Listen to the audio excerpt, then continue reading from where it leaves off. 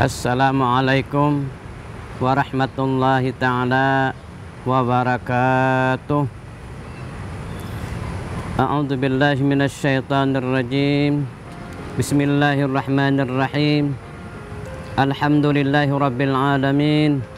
Wassalatu wassalamu ala asyrafil anbiya'i wal mursalin sayyidina wa maulana Muhammadin wa ala alihi wa sahbihi ajma'in, amma ba'du. Pemirsa TV Tabalong yang kami hormati, pada kesempatan tausiah hari ini yang kami beri tema yakni kebersihan jasmani dan rohani.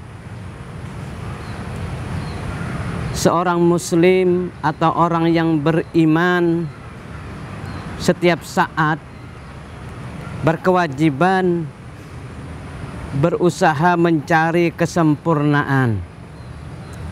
Baik dia sempurna di dalam bidang jasmani atau tubuh kita atau diri kita, maupun rohani yang ada dalam hati kita atau jiwa kita. Sebab masa depannya menurut Allah juga terletak pada suksesnya atau tidaknya dalam perjalanan hidupnya. Jadi perjalanan hidup ini tergantung pada sehatnya jasmani dan sehatnya rohani. Andai kata ia menemui kehidupan atau akhir kehidupan, ia mendapat puncak ketaatan kepada Allah, yang saat taat kepada Allah, beriman kepada Allah, maka ia akan berbahagia mendapatkan surganya Allah dalam surga Firdaus. Namun kalau dia menemui ajal yang sedang melakukan amaliyah, ibadahnya dalam keadaan yang hanya sederhana, tidak banyak berbuat amal ibadah kebaikan baik untuk kepentingan dirinya sendiri maupun orang lain, maka cukuplah ia selamat daripada azab siksa dari Allah baik di alam kubur maupun di alam akhirat nanti.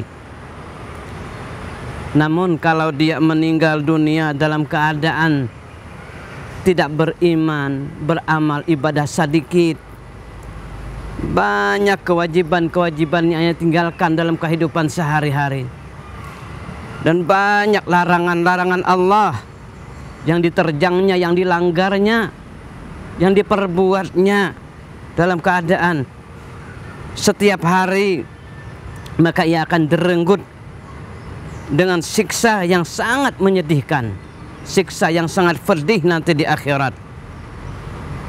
Dan barang siapa yang selama hidupnya di dalam hidup ini dia bergelimang dengan kotoran dunia, kotoran yang diperbuat dengan tidak baik, maka ia akan dibangkitkan nanti dalam keadaan kotor atau tidak bersih. Rasulullah Shallallahu Alaihi Wasallam menjelaskan, ada seseorang yang sangat menginginkan badannya suci bersih,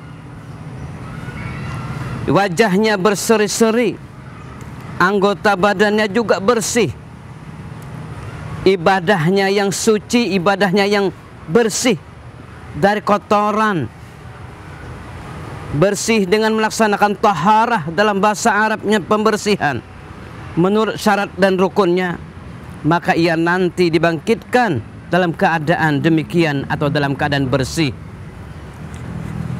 Rasulullah Sallallahu Alaihi Wasallam juga bersabda, at-tahuru syatrul minal iman, suci atau kebersihan itu adalah bagian daripada iman.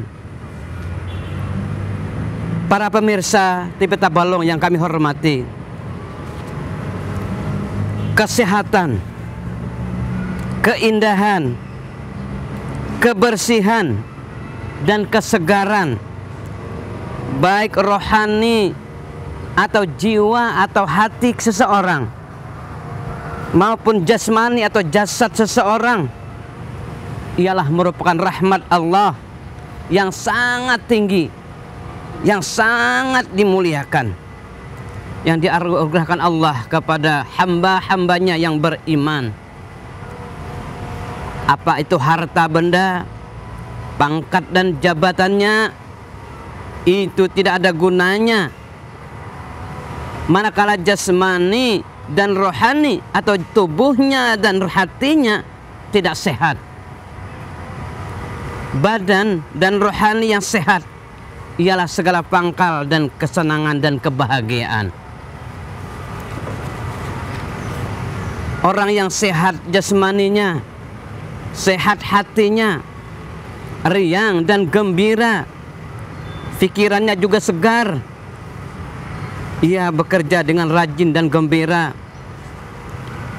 Namun orang yang jasmaninya sakit, tubuhnya sakit, hatinya selalu susah, pikirannya selalu kusut dan selalu kacau,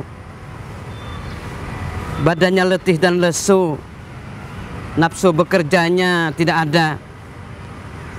Orang yang tidak melaksanakan kewajiban terhadap masyarakat, terhadap pergaulan, dan terhadap Allah yang Maha Pencipta, sungguh kehilangan kesehatan yang lebih celaka daripada kehilangan harta benda dan pangkat. Kalau kita telah berusaha mencari harta benda dan sebagainya, maka bagaimana halnya kita mempertahankan kesehatan kita yang telah kita miliki?